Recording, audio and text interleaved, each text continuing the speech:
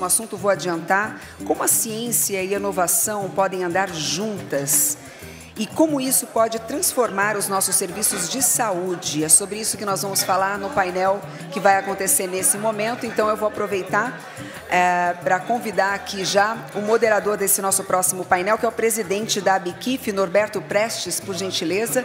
Vou pedir para que ele já venha aqui para o palco, por favor, junto das pessoas que vão debater esse assunto. Então, convidamos aqui Leandro Pinheiro Safatli, secretário da Ciência, Tecnologia, Inovação e Complexo da Saúde do Ministério da Saúde. Também Meiruzi Souza Freitas, diretora da 2ª Diretoria da Anvisa. Mathieu Fitoussi, CEO da Servir Brasil. Guilherme Marques, CEO América Latina da Siemens Healthineers. E também Henrique Neves, que é o diretor-geral da Sociedade Beneficente Israelita Brasileira Albert Einstein. Todos aqui já se posicionando no palco para mais um debate, mais uma conversa aqui nessa 6ª edição do nosso fórum. Muito bem, então agora, para a condução dos trabalhos, com a palavra o moderador. Muito obrigado pelas apresentações. Uma boa tarde a todos e todas. É um prazer estar aqui. Queria agradecer inicialmente à Apex pela oportunidade de trazer uma discussão importante como essa, falando de saúde, num painel, num evento como esse. Queria, em nome do presidente Jorge Viana, agradecer toda a equipe da Apex e a Helena Brandão também pelo convite de moderar essa mesa e de dar a oportunidade de trazer essa discussão para esse painel. Bom, eu queria fazer uma contextualização sobre os nossos trabalhos com a Apex em relação à atração de investimentos. A ABQIF ela tem um projeto setorial com a Apex há mais de 10 anos. E nesse projeto, o foco inicialmente era a exportação de produtos da cadeia farmacêutica brasileira. Nos últimos 10 anos, nós iniciamos com as empresas que participavam do projeto, nós exportávamos cerca de 10 milhões de dólares. Esse ano, com o apoio da Apex, nosso trabalho junto com outras instituições do governo e as empresas, obviamente, nós ampliamos esse número para 270 milhões de dólares até esse mês. Nós não fechamos o ano ainda. Então, a gente deve chegar na casa dos 300 milhões de dólares de exportação das empresas brasileiras para o mundo. O desempenho na exportação vem aumentando muito, né? E a gente tem uma exportação aí de insumos farmacêuticos e de medicamentos, da sua maioria genéricos, das empresas que participam do projeto, estou mencionando aqui. E aí a gente começou um novo trabalho com a área de atração de investimento da Apex, de tornar o Brasil mais atraente para essa cadeia de saúde. E na nossa tarefa, junto com a área de atração de investimento da Apex, o objetivo é nós melhorarmos o ecossistema de inovação radical no Brasil, através de algumas ações que envolvem governo e iniciativa privada, e trazer mais investimentos para o país. Pensando nisso, esse painel foi composto e nós temos aqui representantes do governo, Ministério da Saúde e Anvisa estão presentes aqui. Temos também um centro de pesquisa importantíssimo, que é o Einstein, e 2 empresas multinacionais que investem no Brasil e possuem investimentos significativos em inovação. E eu queria começar esse painel abrindo aqui a conversa com o Leandro, do Ministério da Saúde.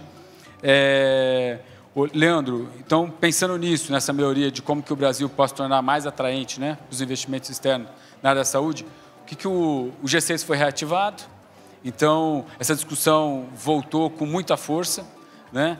O Brasil, para aqueles que não sabem, depende hoje muito de importação de insumos farmacêuticos, né? A gente produz apenas 5%, o Ministério já comprou essa pauta, e eu queria saber de vocês, o que vocês estão fazendo para que esse ambiente se torne mais atraente para investimentos na área da saúde aqui no país? Muito obrigado, Norberto. Obrigado, Apex, pelo convite aqui para poder falar com vocês sobre esse tema do complexo econômico industrial da saúde. O setor de saúde ele responde por 10%, quase 10% do PIB brasileiro, responde por mais de 1/3 das pesquisas, é porta de entrada para as tecnologias de futuro, é um setor extremamente robusto e importante para o país. No entanto, como foi bem colocado pelo Norberto, a gente tem um problema, a gente tem alguns problemas que trazem vulnerabilidades para esse sistema. Um deles é a balança comercial brasileira. A gente tem hoje um déficit de quase 20 bilhões de dólares na área da saúde. É o segundo maior déficit que o país tem. E como lidar com uma situação como essa? Um desequilíbrio como esse? Aproxima um pouquinho mais. Como lidar com um desequilíbrio como esse, uma situação como essa? Para atuar nessa frente, o atual governo entendeu da importância da recriação do Grupo Executivo do Complexo Econômico Industrial da Saúde. O Grupo Executivo do Complexo Econômico Industrial da Saúde é um grupo que envolve 20 ministérios e órgãos de governo, mais a sociedade civil organizada. Área de pesquisa, produção, vai de IFA, produção de medicamentos, equipamentos, área de serviços na área da saúde. Esse grupo executivo que foi criado,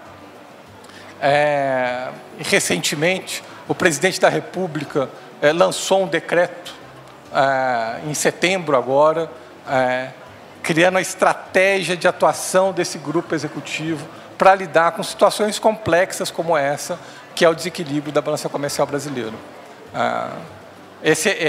Nesse decreto criado pelo presidente da República, ele faz a ligação entre o grupo que tem do CNDI, que eu acho que foi apresentado aqui mais cedo, onde uma das missões é a missão de reduzir a vulnerabilidade do sistema de saúde nosso. Esse decreto, com criação da estratégia pelo presidente da República, ele faz esse link entre o CNDI e o Grupo Executivo do Complexo, mostrando que o Grupo Executivo do Complexo é o grupo que vai atuar na política industrial de desenvolvimento do país para a área da saúde, lança alguns objetivos específicos claros de atuação, entre eles a questão do comércio exterior. A ministra da Saúde, na sequência, lança estratégia, por meio de uma portaria, lança uma estratégia de como implementar pela área da saúde esse programa de desenvolvimento para o setor. Nessa estratégia, ela lança 5 ações prioritárias, políticas de desenvolvimento produtivo, que traz a inovação para o país, tenta internalizar essa inovação no país, uma inovação que está dependente de trazer isso para o país, lança também uma política de inovação local, estímulo à inovação local, e políticas de desenvolvimento em áreas estratégicas do país, como de doenças negligenciadas, soros, vacinas e hemoderivados, e operacionalizar uma coisa também que foi lançada pela Presidência da República, muito importante, que foi o PAC. No PAC, no Programa de Saúde de Crescimento, tem ação específica de fortalecimento de todo o complexo econômico da saúde. São investimentos que foram anunciados na casa dos quase 9 bilhões de reais para fortalecer o PAC público brasileiro.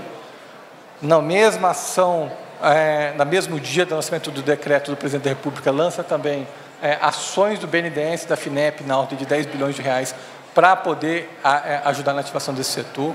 Então, essa confluência de ações, de toda essa estrutura de governança que foi criada, junto com esses programas do Ministério da Saúde, que vão nortear as ações do governo para o desenvolvimento desse setor, junto com as ações do PAC, eu acho que faz uma combinação importante para as ações do governo do Ministério da Saúde.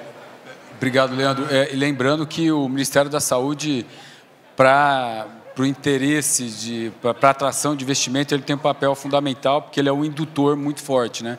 E quando você considera o SUS como o maior comprador de medicamentos aí do país, uma ação como essa, você está mencionando, esse movimento do Ministério, torna o país ainda mais atraente. Aproveitando, uma das maiores reclamações, eu acho que as queixas de investidores estrangeiros sobre questões regulatórias, né? É um setor altamente regulado, o setor da cadeia farmacêutica, altamente regulado. Então, a agência sanitária de um país, ela tem um papel fundamental nesse processo de atrair investimentos. Doutora Meiruso, eu queria ouvir um pouco como que a Anvisa está enxergando para os próximos anos esse processo de atrair investimento, a questão da inovação, a partir dos decretos que foram publicados recentemente. Obrigada, Norberto. Queria também fazer um agradecimento à Apex. É essencial esse tipo de debate, esse tipo de evento. Cumprimento também os representantes dessa mesa, diria que é uma grande honra. E eu acho que o momento é o melhor possível. É o melhor possível depois de uma reflexão do que passamos na pandemia. A agência, ela entende o seu papel nesse processo como facilitador do acesso, sempre estabelecendo ainda essa diretriz de facilitar o acesso, mas que a gente tenha assim, o compromisso de ofertar à nossa população medicamentos e produtos para a saúde com o tripé da qualidade, eficácia e segurança. É esse o papel da regulação, garantir esse acesso seguro. E certamente, depois de enfrentar uma crise sanitária do tamanho que nós enfrentamos nos últimos anos, nos vem um questionamento muito forte, que é a cadeia de suprimentos. O fortalecimento do abastecimento do Brasil na cadeia de suprimentos, ele passa pelo fortalecimento do complexo econômico e industrial da saúde. Então, a regulação não está distante dessa pauta. E nessa esteira, queria lembrar que a nossa Agência Nacional de Vigilância Sanitária é uma agência que está indo para os seus 25 anos, que conseguiu galgar nesse tempo reconhecimento nacional e internacional, representando o Brasil nos principais fóruns, participando das principais discussões e estando nesse processo como uma agência de referência também, referência nacional e referência mundial. E nesse bojo, a Anvisa vem buscando aprimorar a sua regulação sanitária, porque a regulação sanitária no Brasil ela é convergente ao dos principais países, pensando que um produto que registra no Brasil hoje ele tem condições de entrar em outros países. Então, nós podemos também proporcionar que o produto autorizado no Brasil tenha as diretrizes para entrar nos outros países, inclusive de uma forma mais simplificada. A Anvisa vem intensificando as suas relações internacionais com esses parceiros na troca de informações, no diálogo, na confiança, que nós chamamos de confiança regulatória. Mas, do ponto de vista do aprimoramento da regulação, a gente já lançou aprimoramento das vias para registrar biosimilares, como uma grande estratégia também para fortalecer produtos de alta tecnologia e estratégico de alto custo, que poderia favorecer a ampliação do acesso no nosso Sistema Único de Saúde, que lembrar que a Anvisa é uma agência do Sistema Único de Saúde, também possibilitando vias de registro, alterando sua proposição para que a gente acompanhe mais projetos inovadores, especialmente projetos inovadores que venham para a tecnologia de produção nacional.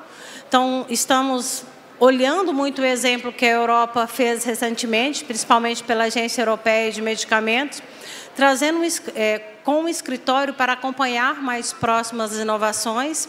E esse acompanhamento feito pela autoridade europeia trouxe mais que dobrou a aprovação da autoridade europeia para 89% de projetos acompanhados desde o seu desenvolvimento. E trazendo com isso crescimento também de indústrias menores, fazendo com que 10 produtos aprovados hoje pela agência europeia, 4 são de empresas menores. Então, a Anvisa também vem nesse desafio para acompanhar as startups. Eu até tenho a projeção do próximo ano soltar um edital para acompanhar projetos de startups do seu nascedor, que estejam mais maduros e que possa transformar num produto para ser autorizado no Brasil, mas também um produto global, um produto que favoreça também a exportação. Então, nosso ambiente regulatório hoje é um ambiente regulatório convergente com as principais práticas mundiais e a gente tem buscado superar, colocar a Anvisa como uma autoridade sanitária importante para o país, mas como estratégia complexa econômico industrial da saúde e que eu diria que ofereça os resultados no menor tempo possível, dentro do padrão de qualidade e cada vez mais convergente com a força que tem o nosso Sistema Único de Saúde, não só na incorporação de produtos, mas também favorecendo que esses produtos possam estar na saúde suplementar, na saúde privada, e que a gente possa, sim, não só ser o celeiro da alimentação do mundo, mas ser o celeiro farmacêutico, porque no Brasil o produto que é aqui fabricado, ele é um produto de qualidade, e que a gente possa ser um player competidor, não só para a América Latina, mas também para outros países. E a regulação sanitária, ela viria ao encontro desse anseio, e para mostrar também um pouco desse desejo da Anvisa de ser uma impulsionadora de novos produtos. A Anvisa soltou recentemente, em outubro, uma portaria que coloca a política de inovação da agência no sentido de favorecer também a inovação no país. Perfeito. Pode concluir, por favor. Não, diretor. é isso, acho que vamos ao debate. Não, eu queria frisar que a Anvisa está fazendo um esforço sensacional. Nós tivemos, dia 16 de outubro, um evento lá, e falando sobre inovação radical.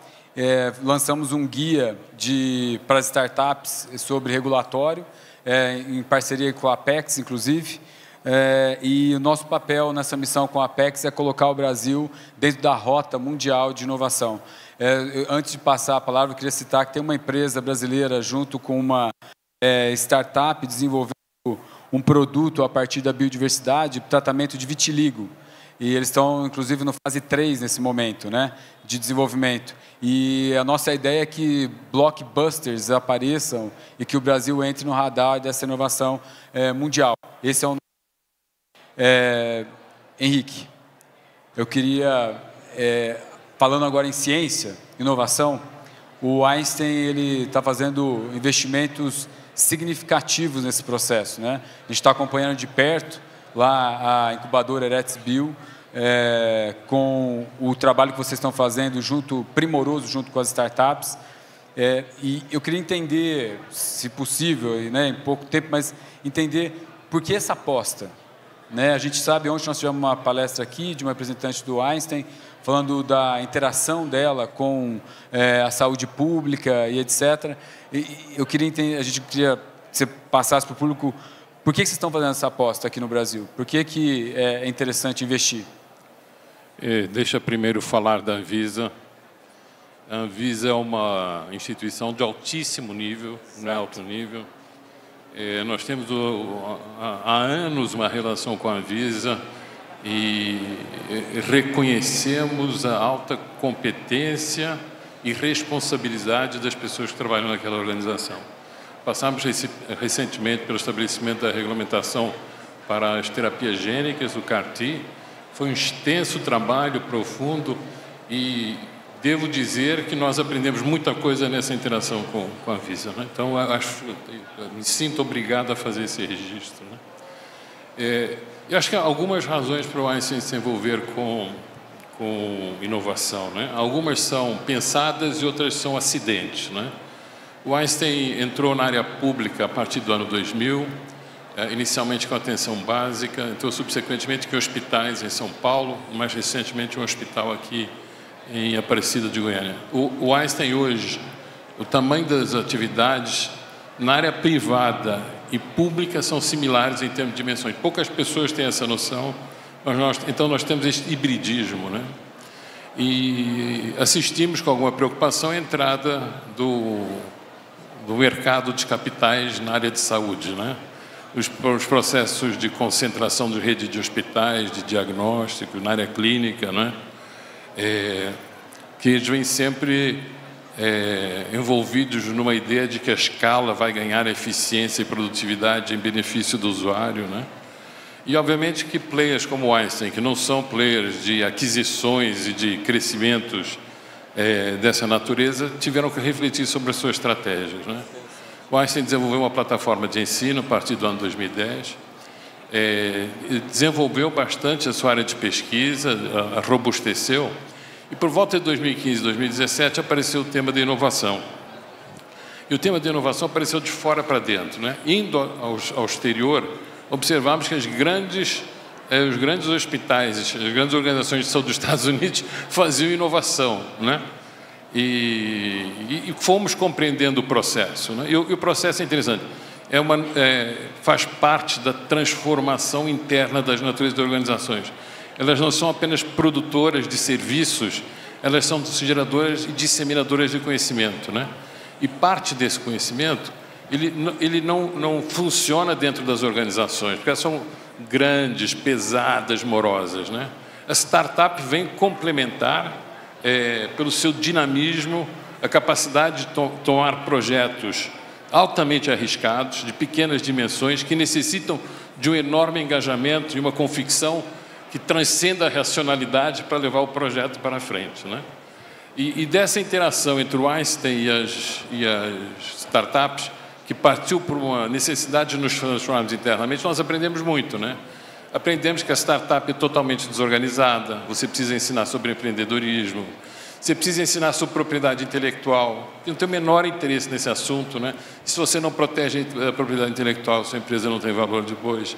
Não tem nenhum conhecimento dos assuntos regulatórios. Então, se você efetivamente não os instrui nesses assuntos, os problemas podem ser de múltipla natureza. Não conhecem segurança cibernética. Ou seja, startup ou empreender hoje em qualquer lugar é uma atividade complexa, né? E tem mais um elemento importante. Essas organizações precisam de capital, que é chamado seed money, o dinheiro de semente, que frequentemente quem coloca o dinheiro corre o risco de perder, né? Não é possível medir o risco de uma startup, né? Eu diria que a gente tem, sei lá, umas 35, 3 já foram embora, morreram morte natural, foram bem enterradas, né, porque não deram grandes problemas. Tem uma ou duas que são grandes sucessos e o restante são coisas que têm que ir sendo administradas, são organizações normais, né? Então, assim, na medida em que você se aproxima desse grupo e a sua organização interage com ela, ela se transforma.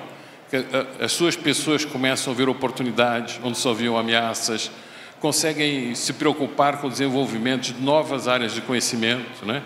Então, nós investimos, por exemplo, em genômica, terapia celular, Big Data Analytics, trouxemos para a área privada atenção básica, criamos atividade de saúde digital. Eu diria, se a gente não tivesse tido esta transformação na nossa cabeça pelo contato com as startups, teria sido muito mais difícil esse processo.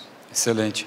Inclusive, vocês estiveram conosco durante a Bio Convention, agora esse ano, né? Levaram um grupo foram 7 startups lá para os Estados Unidos, a fim de atrair investimento para o Brasil, o que eu acho louvável, parabenizo e tomara que esse ciclo só aumente. Então, são 7, hoje já são 10 startups de biotech. Isso. E se você precisar de startups para fazer os seus sandbox regulatórios, temos vários. Ah, sim, é verdade, o edital que vai ser lançado. Bom, muito obrigado, Henrique. Agora, indo para as multinacionais, né, as considerações de vocês. Eu vou começar pela Servier, do Brasil.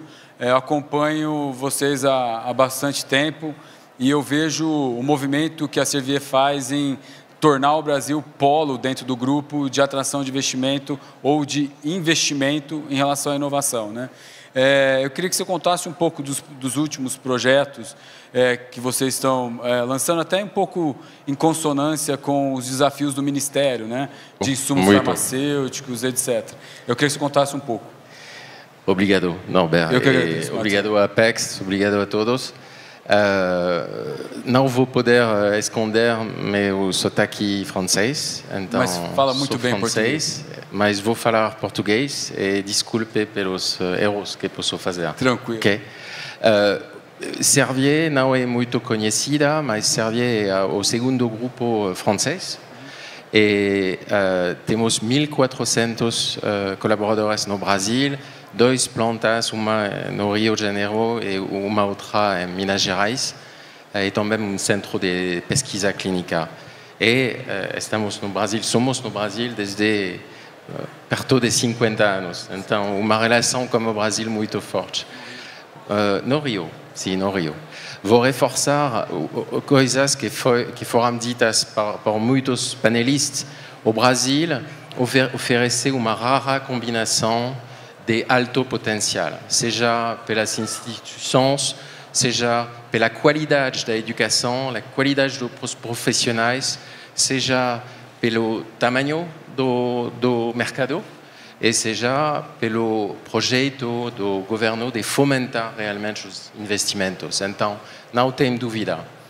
E nós temos uma ambição muito forte, projetos já como Fiocruz de produção, fazemos produção juntos, mas queremos ir além e queremos implantar uma plataforma de produção de medicamentos inovadores nas doenças cardiovasculares no Brasil e incluindo nesse projeto tem tech transfer, porque tem uma tecnologia inovadora atrás, e também o uso de API, de IFA, do Brasil, locais, e também esse hub deve servir para o Brasil, mas também para exportar medicamentos na região, e talvez também em outros países do mundo. Então, projeto bem ambicioso. Temos outro projeto, Norbert, na área biológica, que tem que avaliar pouco mais.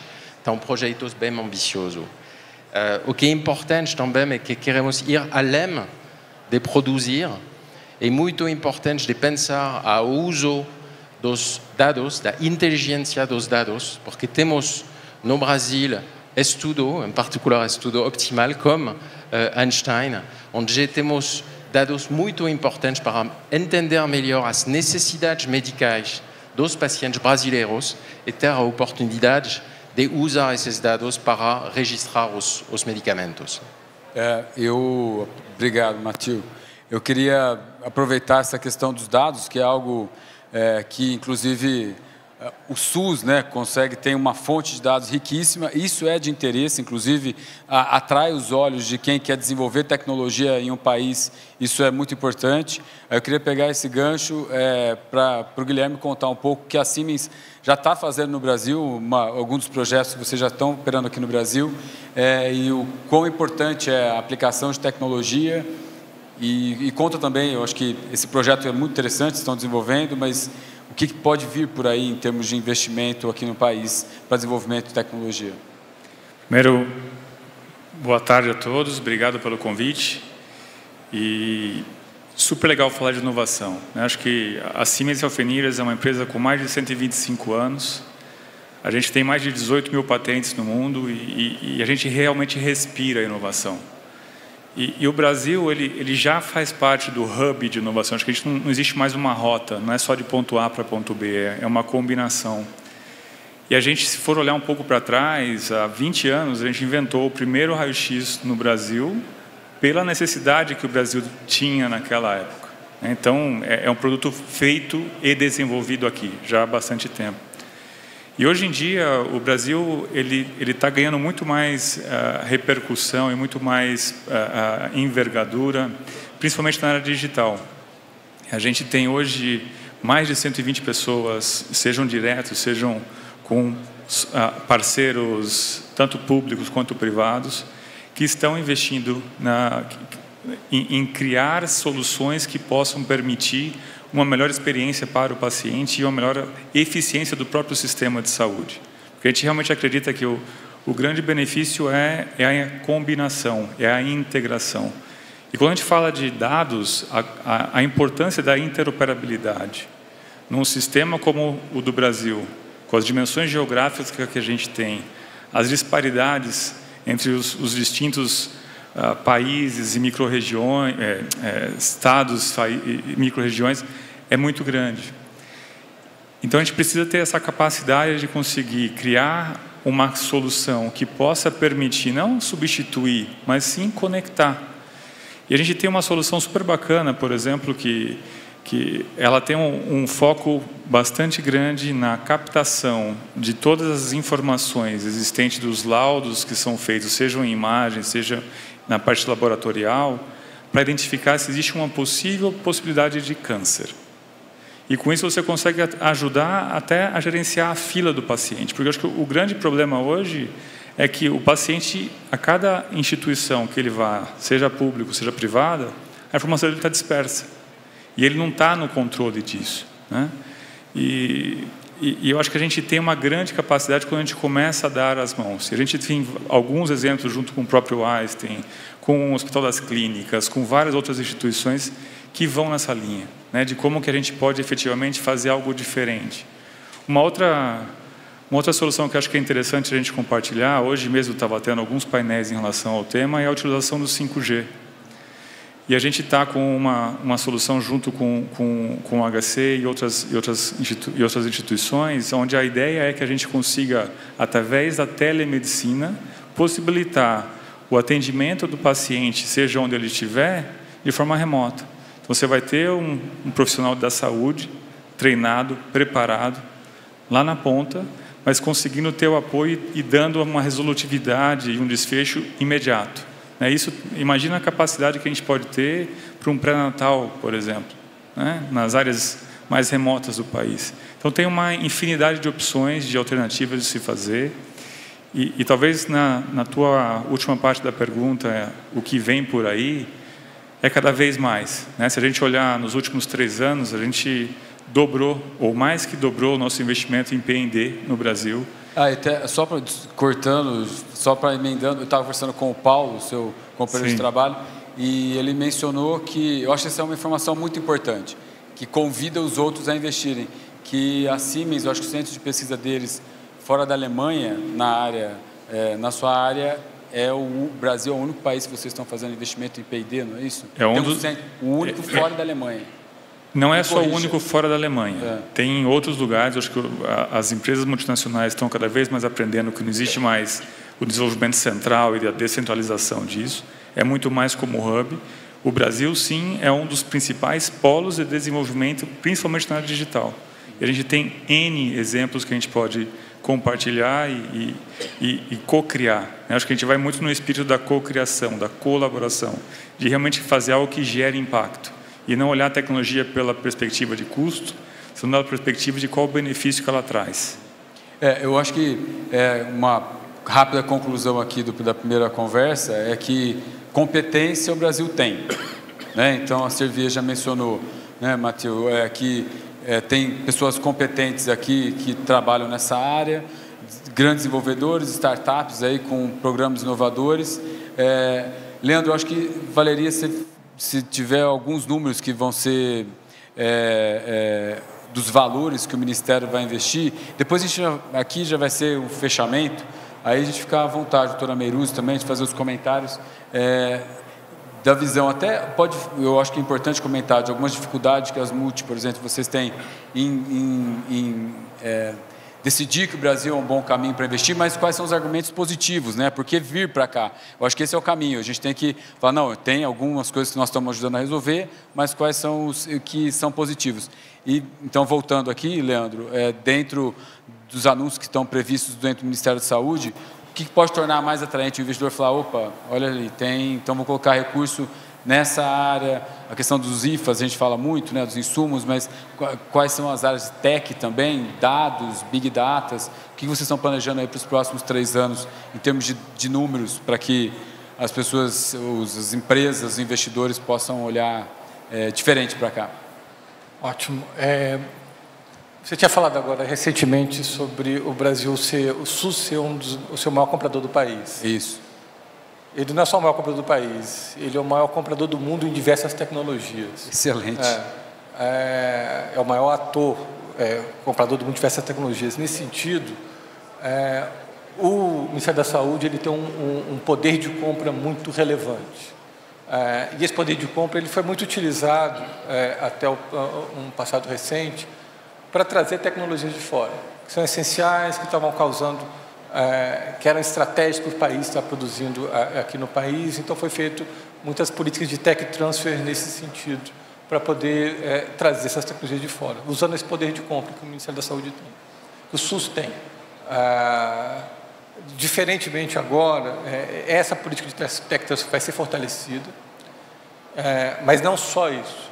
A gente está querendo fazer o uso do poder de compra para o desenvolvimento de inovações locais. É isso que eu estava esperando ouvir, porque só comprar a gente já sabe, né? Isso. Mas o que vai induzir a inovação ou a atração de investimento?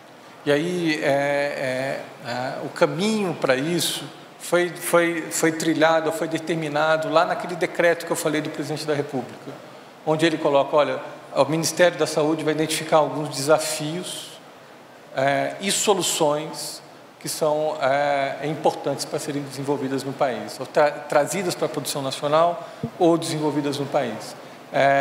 Esse caminho de enxergar pelos desafios e soluções é o caminho que está linkado com a lógica das missões que foi anunciada pelo CNDI e é o que está sendo trabalhado agora e deve ser divulgado nos próximos dias.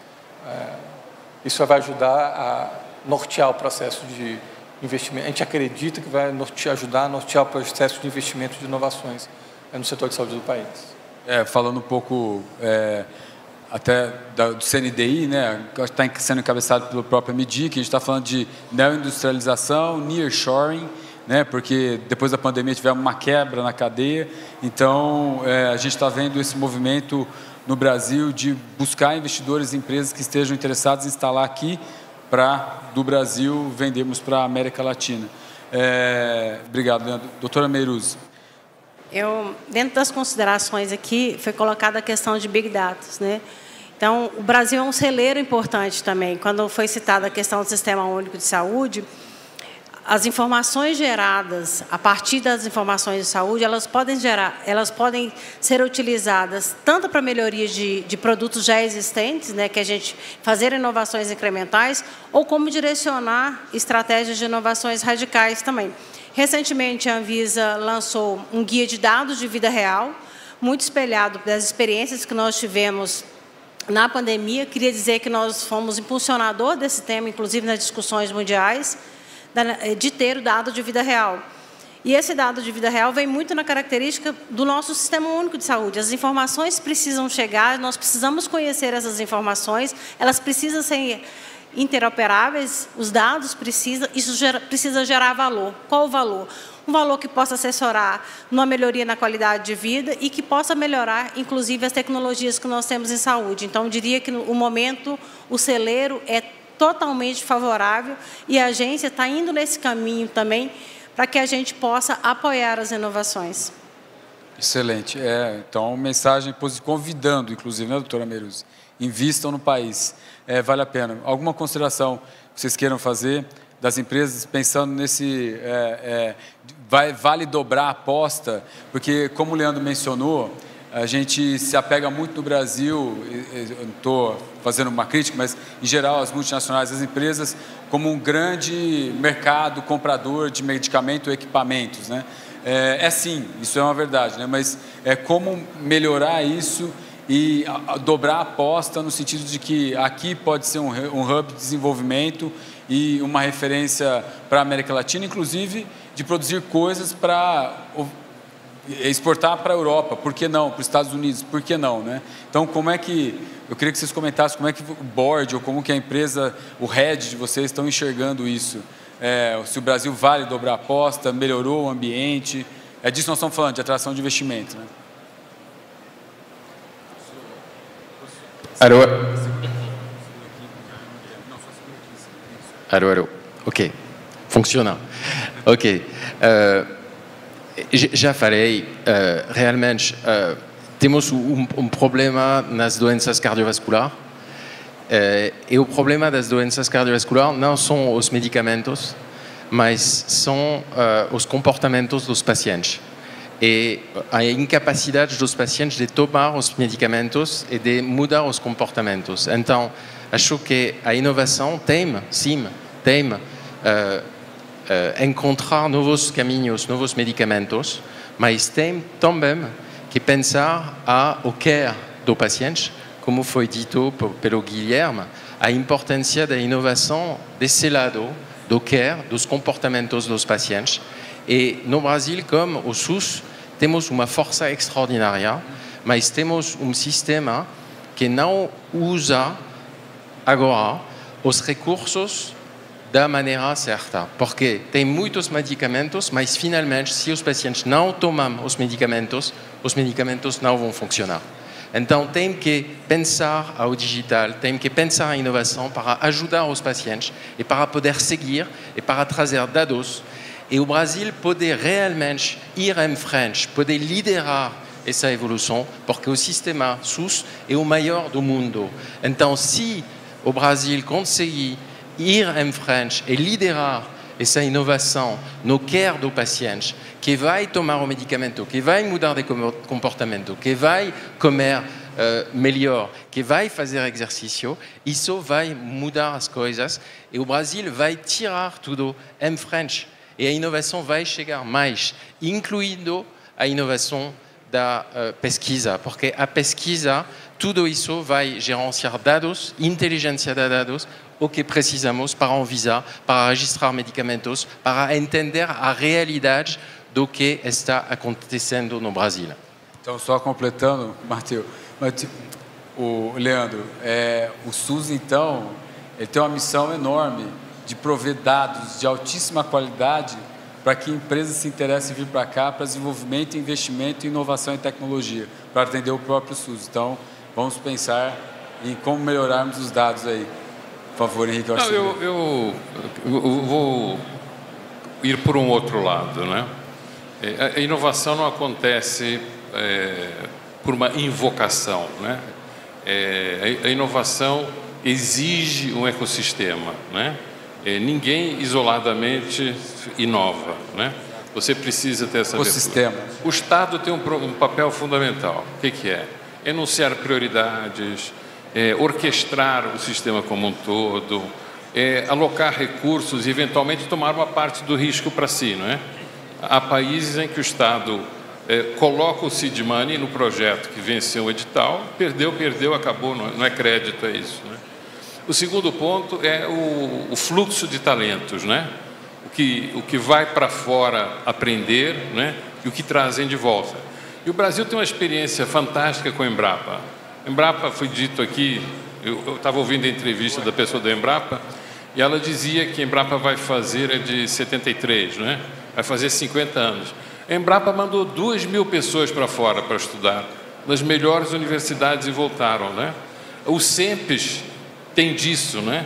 Se a gente pegar o complexo ITA Embraer, a gente tem exemplos de excelência dentro do Brasil fantásticos, né? Eu acho que a saúde carece disso, né? Por exemplo, né? Eu viajo pelo mundo vendo centros de pesquisa. Eu estive em Israel, Singapura, Estados Unidos, estive na China uma semana olhando, né? A gente tem fábrica lá também. Tem uma foto por mim em algum lugar. Mas o interessante dessa história é que a proximidade entre o ensino, a pesquisa, o sistema de inovação e o sistema produtivo é muito maior, né? O sistema produtivo e financeiro está em cima do sistema de pesquisa. O sistema de pesquisa está junto com o de ensino, né? Ou seja, é o professor que ensina os alunos e ele é pesquisador e leva os alunos para dentro do laboratório, né? O nível de densidade tecnológica desse país, assim, eu voltei de lá impressionado, né? Assim, o que o Einstein precisa fazer agora é física, química, biologia e matemática. Se a gente não dominar essas ciências básicas, nós não vamos fazer o deep tech, quer dizer, o que a gente precisa desenvolver. Assim, eu acho que a gente tem que ter uma discussão, diria, mais ampla e mais profunda sobre inovação. Porque o SUS, a diversidade da população brasileira, todas essas empresas olham para a população brasileira. Onde é que eles vão? Hoje tem pesquisa clínica na China, só tem chinês. A pesquisa é na Ucrânia, só tem ucraniano. O Brasil tem uma diversidade de população fantástica para isso, né? Então, assim, eu acho que tem uma riqueza para ser explorada no sentido de produção de coisas novas no Brasil enorme, né? A gente precisa ser capaz de formular esse projeto abrangente, né? Se me permitir, só pegar o gancho do Henrique, eu acho que é isso, né? A gente precisa trabalhar muito ainda na base e criar realmente quais são as prioridades que a gente vai investir, porque senão é tão complexo e é tão amplo que a gente pode ficar no meio do caminho. Se a gente conseguir ter uma pauta bem clara e vamos falar, vamos pensar grande, mas vamos começar pequeno aqui, ó, vamos trabalhar esse tipo de doença, sei lá, diabetes, ou vamos pegar cardiovascular, ou vamos focar mais na oncologia. E isso tem um impacto completamente diferente. E eu acho que, além da diversidade que você colocou super bem, eu acho que o brasileiro tem uma coisa que ninguém tem, é a capacidade de aceitar a inovação. Se a gente olhar em todas as new techs, telefone, o brasileiro foi o que mais acelerou. as mídias sociais, mais acelerou. Mercado financeiro é um exemplo para o mundo inteiro. Então, acho que a gente tem que olhar isso com um olhar muito mais pragmático e realmente executar, porque a gente tem potencial. É muito mais como que a gente faz o desprendimento desse potencial. Perfeito. A gente vai ter que encerrou o painel, mas eu acho que novidades, eu acho que notícias positivas aí dessa nossa discussão. O G6 veio, acho que veio para ficar. Eu acho que bastante desse protagonismo de liderança o Ministério está fazendo, está tendo que se reerguer, mas está fazendo um trabalho muito interessante de fazer esses marcadores de prioridade para a gente convergir esforços. Com relação, Henrique, ao comentário que o senhor fez sobre levarmos as pessoas para fora, para trazermos conhecimento, já estamos reativando junto com o Ministério da Ciência e Tecnologia a diáspora, de aproveitar os brasileiros que estão lá fora para poder acelerar startups e pesquisadores e centros de pesquisa para que a gente possa fazer aqui um bom trabalho. E eu acho que esse caminho com a Anvisa em regulatória, o desafio foi lançado de ter um edital para startup no começo do ano. Essa questão do decreto de inovação, eu acho que ele só amplia e começa a mostrar que as coisas estão se organizando para que o investimento realmente venha para cá.